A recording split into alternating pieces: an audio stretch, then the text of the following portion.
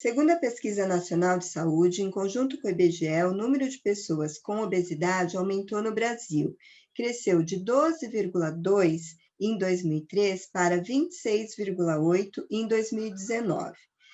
Sabemos que a obesidade é uma doença grave, crônica, recidivante, de difícil controle. Quando há falha no tratamento clássico, mudança de estilo de vida e medicação, a cirurgia bariátrica é indicada. A cirurgia bariátrica não cura a obesidade, porém, ela é uma das melhores ferramentas para controle da obesidade. Por isso, hoje, nós estamos aqui, eu, Renata Bressan e Mônica Beirute, para falar sobre a cirurgia bariátrica, para falar sobre a técnica, para falar sobre os cuidados nutricionais. Tudo bem com vocês, meninas? Tudo bem, Paty, Rê? Olá, meninas, tudo bem? Sejam bem-vindas. Então, vamos começar do começo. Mo, conta para mim sobre as indicações. Quem pode fazer a cirurgia? Então, Paty, a indicação para quem pode fazer a cirurgia leva em consideração alguns parâmetros. O primeiro deles, esse paciente, ele deve ter o índice de massa corporal maior ou igual a 40 quilos por metro quadrado, independente da presença de comorbidades. Caso esse paciente apresente um índice de massa corporal entre 30 e 35 quilos por metro quadrado, com uma ou mais comorbidades, ele vai ter indicação, se ele não teve sucesso no tratamento clínico, né, incluindo aqui, só para dar um exemplo, dieta, atividade física, medicamento, mudança de comportamento, por no mínimo 2 anos. Ainda, esse paciente, ele tem que ter idade entre 18 e 65 anos, né? Não há essa restrição dentro dessa faixa etária. Se esse paciente tiver menos de 18 anos, ele deve ter o consentimento da família e o consenso da equipe de que ele precisa fazer a cirurgia. E se esse paciente tiver acima de 65 anos, a avaliação dos riscos da cirurgia para a vida dele, né? E também o consenso da equipe. Mo, também temos a chamada cirurgia metabólica, que contribui para a remissão do diabetes tipo 2. Explica o que muda nessa indicação. Tem alguma alteração na indicação? Então, Paty, a cirurgia metabólica, ela é indicada para indivíduos com índice de massa corporal entre 30 e 35 quilos por metro quadrado, porém, indivíduos com diabetes mellitus tipo 2, eles têm que ter idade mínima de 30 anos e máxima de 70, e eles têm que ter menos de 10 anos de diagnóstico de diabetes mellitus tipo 2. Rê, nós estamos falando de quem pode fazer a cirurgia, mas tem alguém que não pode fazer a cirurgia? Sim, Paty, temos contraindicações, sim.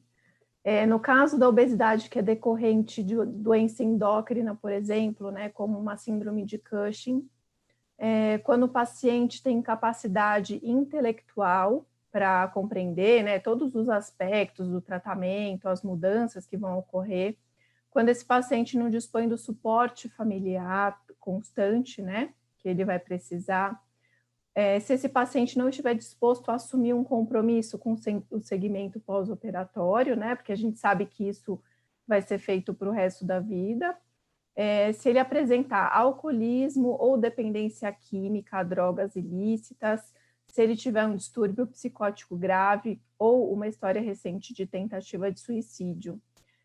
No caso do quadro psiquiátrico grave ou de alcoólatras adictos que estiverem sob controle, eles podem ser indicados à cirurgia.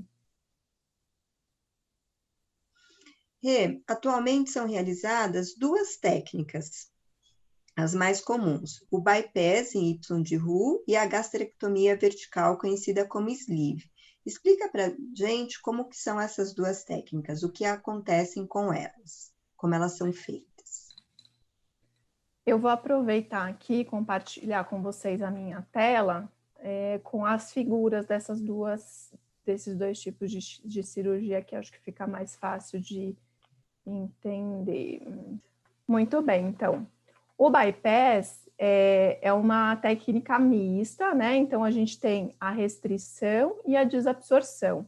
Aqui vocês conseguem ver a criação, né, de uma bolsa gástrica aqui em cima, pequenininha, e aí o restante do estômago é excluído. Nessa exclusão, a gente tem todo o fundo antrogástrico, o duodeno, a porção inicial do jejum. E aí, além dessa redução, então, do estômago, nós temos um desvio das alças intestinais. E aí, a capacidade dessa pequena bolsinha fica em torno de 30 a 50 ml. Atualmente, essa é a técnica mais utilizada. E aí, aqui ao lado, a gente tem o sleeve, que é uma técnica restritiva, né? Então, uns 80% da curvatura do estômago é eliminada e deixa esse tubo estreito aqui, que vai ser o novo estômago. Essa parte que foi separada vai ser removida e esse estômago que ficou fica com em torno de 80 a 100 ml. E a remoção do fundo gástrico faz com que haja uma redução dos níveis de grelina, que é o hormônio da fome.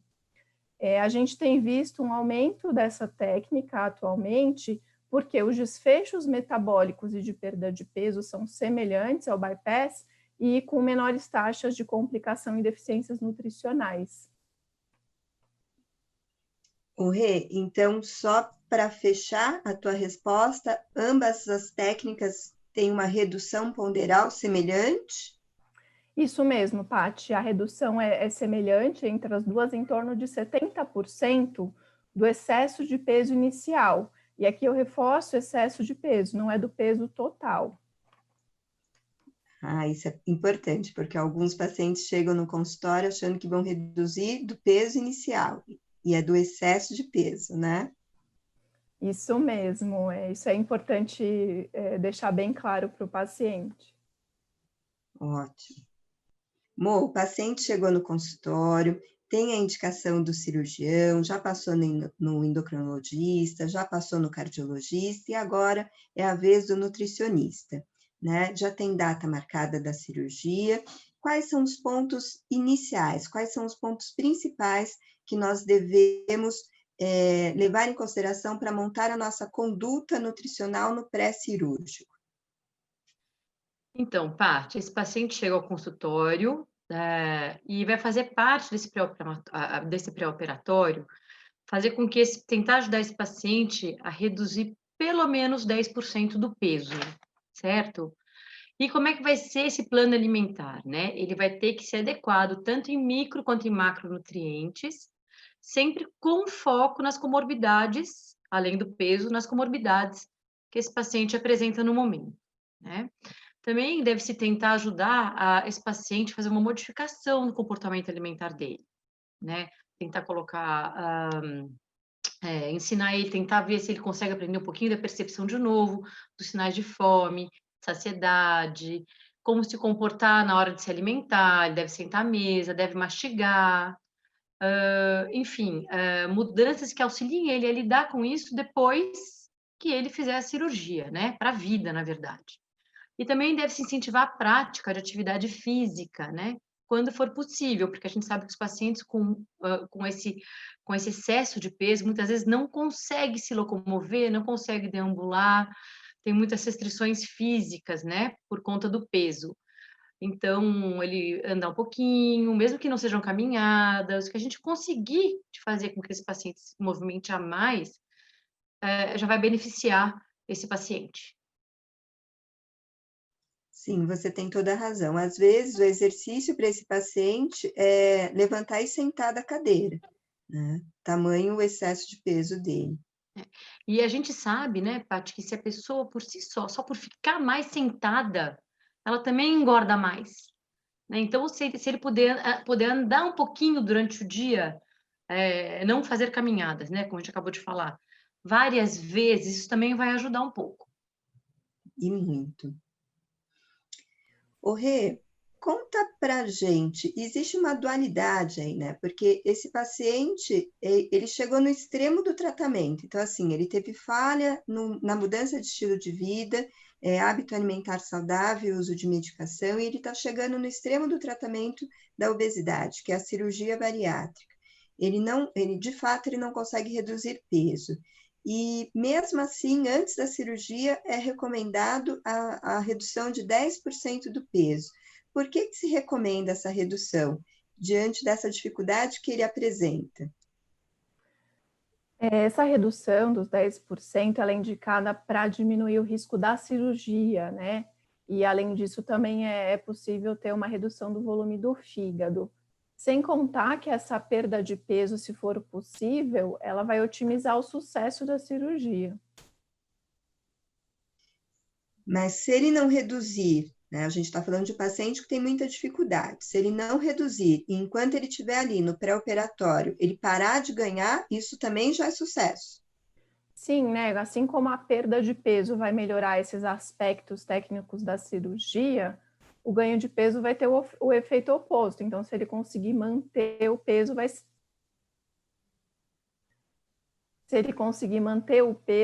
vai ser melhor do que ganhar realmente. Ok. Mo, falamos de suplementação sempre no pós-operatório, né? Então, falamos sempre de suplementação no pós-operatório. Mas nós sabemos que esses pacientes, muitas vezes, no pré-operatório, já apresentam deficiências nutricionais, né? O consumo elevado de caloria não é sinônimo de escolhas alimentares saudáveis, então, muitas vezes, eles apresentam deficiências. Diante da deficiência, suplementamos no pré-operatório?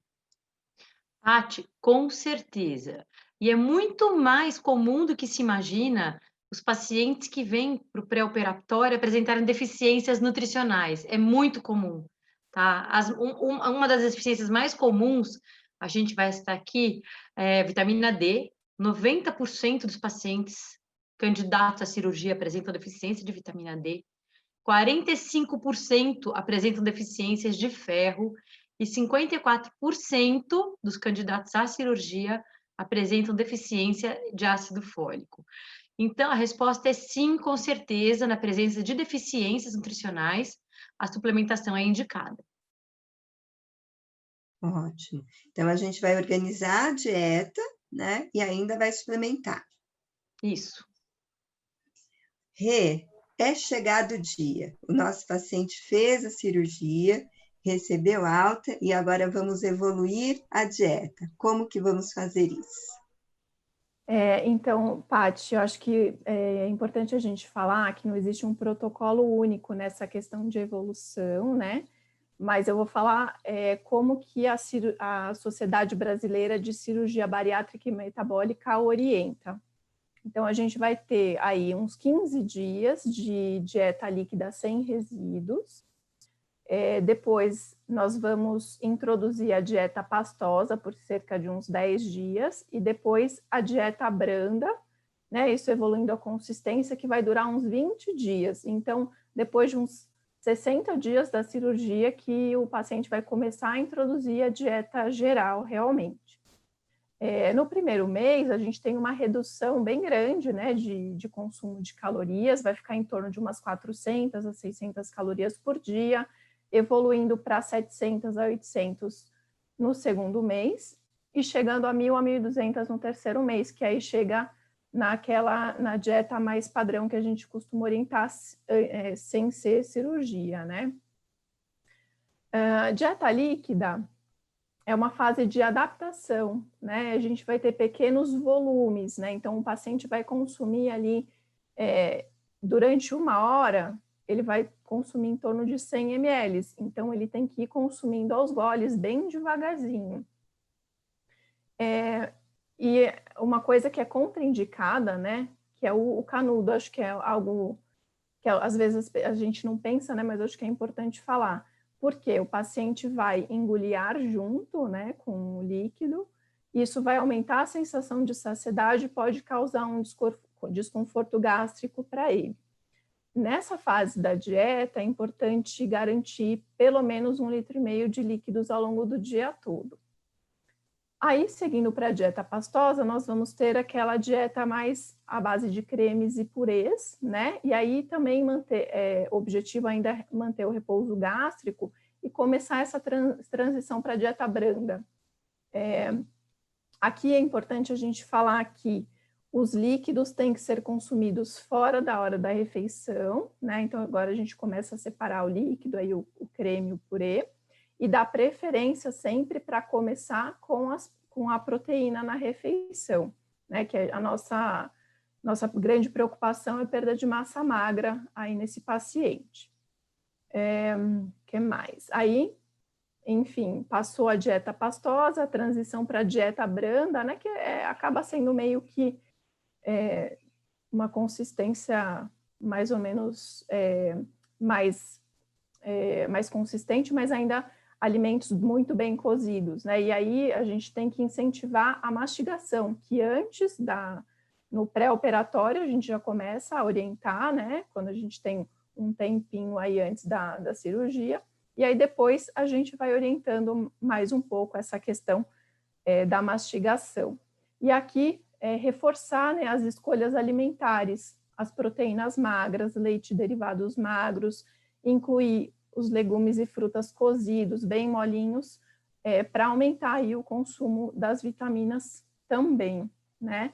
E aí, como nessa fase aqui já é mais consistente a dieta, mastigar, mastigar, mastigar, sempre bem devagarzinho. Né? E aí, depois dessa fase que vai começar, a gente começa a reintroduzir outros alimentos até chegar na fase que ele vai comer de tudo, mas sempre com esse foco na qualidade da alimentação, né, que é importante. E acho que é importante lembrar que todas essas fases têm que ser lentas e progressivas, né? E tem que avaliar a tolerância do paciente, porque isso vai ser individual, né, de um para outro, sempre evitando desconfortos, vômitos, né? O paciente tem que reaprender a comer. Acho que é isso. Muito bem.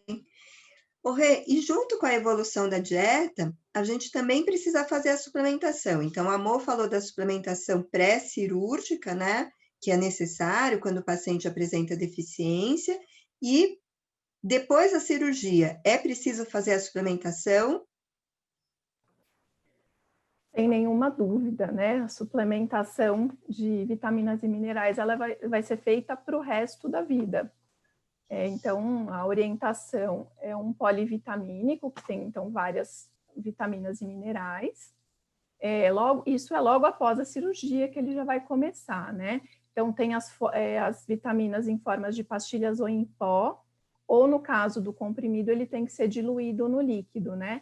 E só depois de uns 60 dias que o paciente vai conseguir usar cápsula ou comprimido mesmo.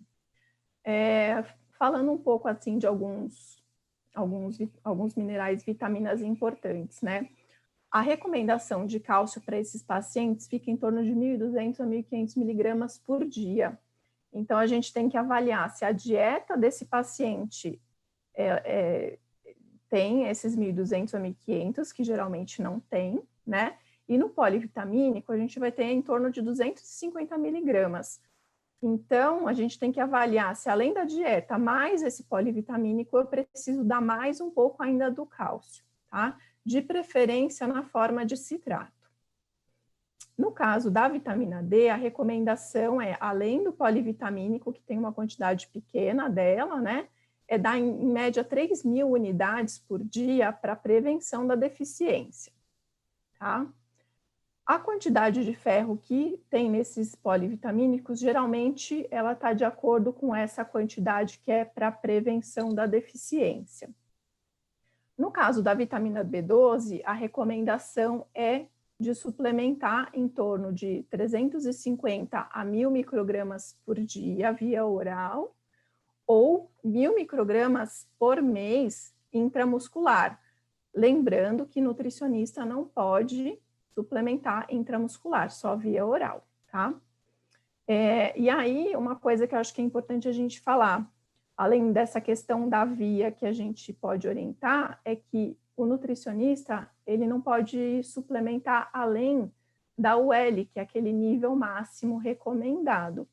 Então, no caso de uma deficiência de vitamina D ou deficiência de ferro, quem vai suplementar é o médico, tá? A gente só pode ir até o L. E no caso de vitaminas e minerais que não tem o L, para a gente suplementar um valor maior, a gente tem que ter um embasamento científico, tá? Então, a gente tem que ter lá um artigo, alguma coisa que realmente diga que aquilo é realmente importante, que vai ser efetivo. E aí, acho que também é importante lembrar que a gente tem uma rotina, né? Ao longo do tempo, vamos refazendo exames, e aí que a gente consegue detectar essas deficiências. Se a gente detectar essa deficiência e não podemos suplementar, a gente vai conversar com o endocrinologista. Muito importante você deixar claro, Rê, até onde vai a nossa prescrição, né? Então, assim, até o L nós podemos. Depois disso, realmente a gente vai ter que pedir para que o médico suplemente, avisar, deixar claro para o médico que esse paciente precisa de uma suplementação. É muito importante isso. Mo, a Rê falou da suplementação de polivitamínicos, de vitaminas e minerais. E a proteína? Precisamos suplementar também? Nós sabemos que é uma preocupação. Se sim, como nós fazemos essa suplementação? A suplementação de proteína é muito importante, Paty. E ela deve ser, sim, suplementada. E a recomendação é que seja suplementado de 60 a 120 gramas de proteína por dia. Quando vai ser feito esse início? Ele pode ser feito entre o segundo e o terceiro mês pós-cirúrgico, de acordo com a tolerância desse paciente, né? E como que vai ser oferecida essa proteína para ela ser melhor aceita, né? Na forma de whey protein, que pode ser isolado ou hidrolisado, ou ainda na forma de concentrado de proteína vegetal, caso esse paciente seja vegetariano. O que é muito importante é que, por exemplo, a medida do whey, eu vou colocar como exemplo, um scoop, a diluição seja para 200 ml, é que esses 200 ml, eles sejam tomados de forma lenta, né? Não sejam tomados de uma vez, tá? Para não dar empachamento, não dar distensão abdominal, não dar mal-estar nesse paciente. E fora esse whey que a gente dilui, existem ainda aqueles produtos lácteos adicionados de whey, que podem ser utilizados da mesma maneira que o whey, que é diluído, né? Devagar. Então, aquele Tetra Pak de 200 ml não deve ser tomado de uma vez só, deve ser tomado devagar. E deve-se prestar atenção se eles são adicionados de lactose ou de açúcar, e se forem, devem ser evitados.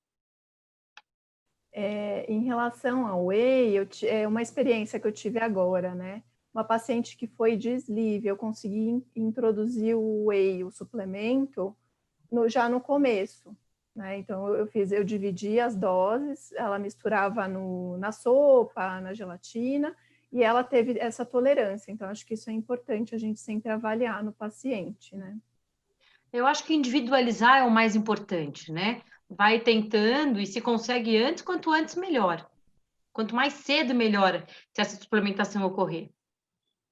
Sim, é importante salientar que no sleeve, o PAUD, a capacidade gástrica é um pouquinho maior, né? Então, ela tem uma capacidade aí de 90 a 100 ml. Então, essa suplementação ocorre um pouquinho mais fácil.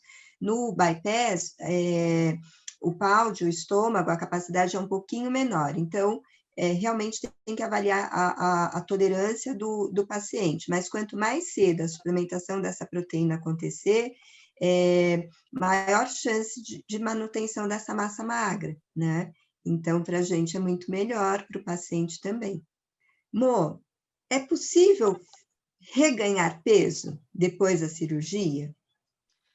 Paty, infelizmente, sim. Depois de todo esse trabalho, os pacientes podem, sim, ter um reganho de peso, tá? Existe o reganho normal, que é o reganho de 10%, em cima do menor peso atingido por esse paciente, né? Mas alguns pacientes, eles têm um reganho de 25% acima do menor peso atingido, né? Então, isso sim é considerado um reganho de peso. E pode acontecer, principalmente se o paciente não passar por todo aquele processo de mudança de comportamento, todas as fases direitinho de reintrodução alimentar, não começar a fazer atividade física e manter isso, né? Porque esses hábitos devem ser mantidos para sempre, não só até atingir o menor peso. Tá? Então, infelizmente, o paciente pós-cirurgia bariátrica pode sim ter o reganho de peso. E existem explicações para esse reganho de peso? Por que os pacientes reganham peso? Sim, Paty, temos muitas explicações.